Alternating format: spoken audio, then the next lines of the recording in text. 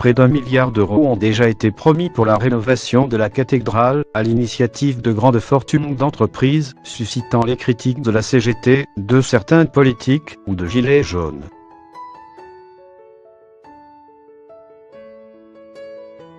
L'argent ne ruisselle pas pour tout.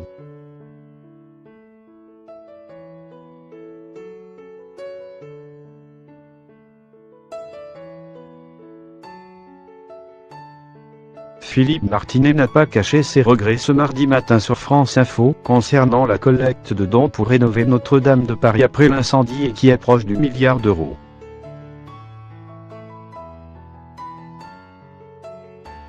De nombreux gilets jaunes s'en sont aussi exaspérés.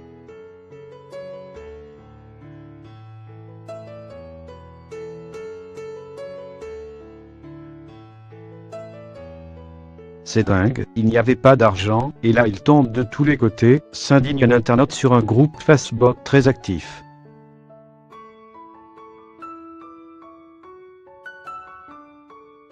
Il faut dire que les sommes promises par des personnalités très fortunées ou des grandes entreprises s'accumulent depuis lundi soir.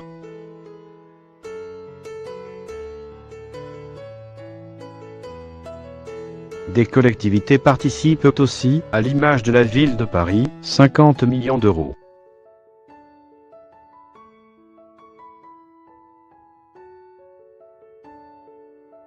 Et ce n'est certainement pas fini, le PSG et des grandes fortunes étrangères, dont le patron d'Apple Tim Cook, ayant également promis qu'il répondrait présent financièrement pour rénover Notre-Dame.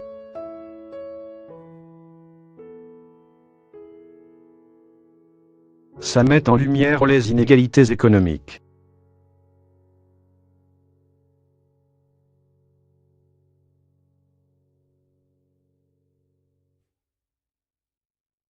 Ça peut donner le sentiment que certains ont ces sommes à disposition d'un claquement de doigts, ce qui met en lumière de manière crue les inégalités économiques, commente Jean Lazaru, sociologue spécialiste de l'argent, interrogé par Le Parisien.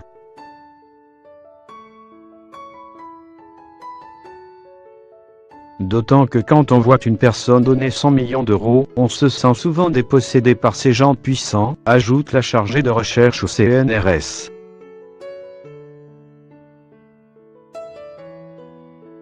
La Fondation Abbé Pierre a justement appelé sur Twitter ces grandes fortunes à ne pas oublier les plus démunis.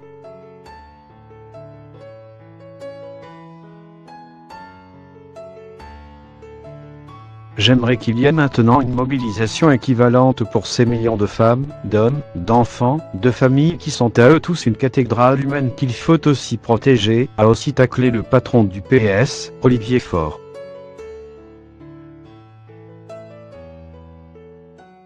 Et sur les réseaux sociaux, beaucoup d'internautes, gilets jaunes ou non, en difficulté financière se plaignent de ne pas voir augmenter leur salaire, leur retraite, ou de ne pas bénéficier de services publics rénovés, car les caisses sont vides, selon la phrase souvent entendue.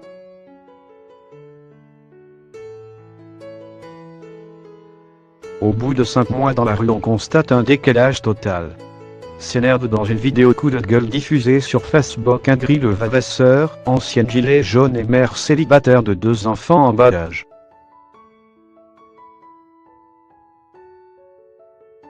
Forcément tous ces dons remettent en cause le discours que les caisses sont vides, mais 1 milliard d'euros c'est très loin du budget de l'État, environ 230 milliards d'euros de recettes, MDLR, par exemple, nuance Jean Lazaru.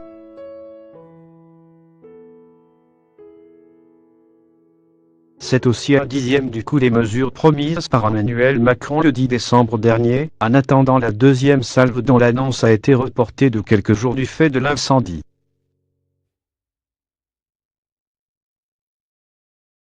Et ce n'est pas comme si l'argent promis pour Notre-Dame avait été pris sur un autre projet, une rénovation d'hôpital par exemple, ajoute la sociologue.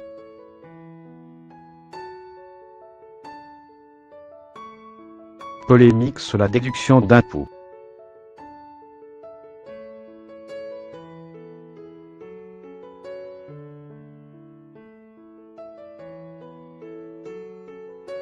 Cette polémique me choque horriblement, ça montre que notre rapport à l'argent est mu par l'envie et la jalousie, alors que les riches sont utiles, juge pour sa part le philosophe Pascal Bruckner, auteur de La sagesse de l'argent, interrogé par Le Parisien.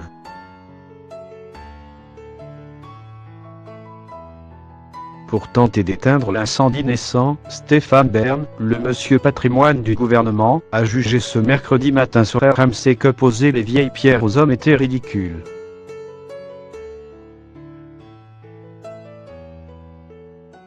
Les travaux de restauration du patrimoine nourrissent les hommes.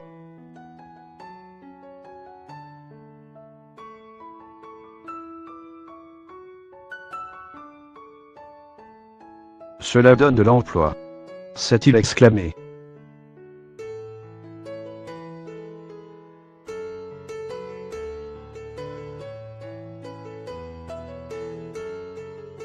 Pas mettre sur le même plan Notre-Dame, qui appartient aux richesses du patrimoine de la France, et ce que demandent les salariés, juge aussi Pascal Bruckner.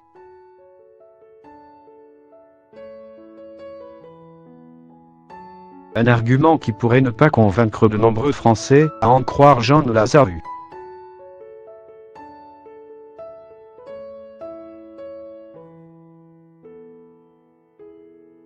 On peut dire que le patrimoine c'est de l'histoire et que c'est quelque chose de non quantifiable, mais derrière tout ça il y a de l'argent et un chiffrage concret, note-t-elle.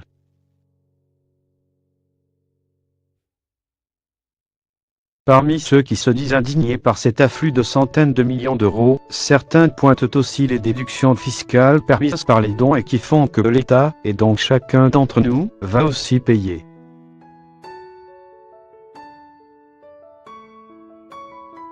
Ça renvoie l'image d'une générosité hypocrite, les très riches peuvent donner l'impression d'être généreux alors qu'en réalité, pas du tout, indique Jean de Lazarus.